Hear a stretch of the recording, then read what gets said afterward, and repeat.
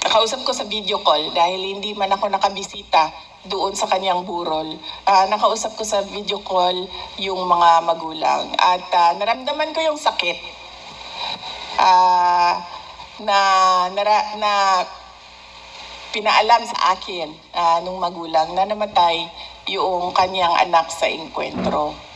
Noong nakaraang taon din, dito din sa Oriental Mindoro, ay namatay yung kaibigan ng aking anak. Isang opisyal na namatay din sa engkwentro dito sa Baco, Oriental Mindoro.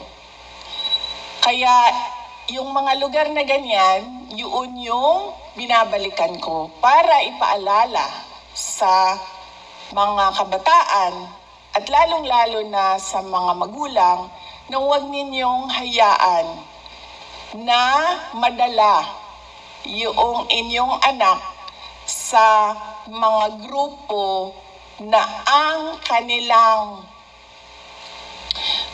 tumong layunin ay karahasan. Dahil kapag nadala yung anak, diyan na magsisimula yung hindi natutupad ang pangarap. At diyan na rin nagsisimula na nagkakaroon ng problema ang pamilya. Kaya napakahalaga na gabayan natin yung ating mga learners, yung ating mga anak na ang responsibilidad ng isang bata ay pumasok sa paaralan. Yun lang ang kailangan gawin ng isang bata. At huwag kayong magpadala sa mga pakikipaglaban at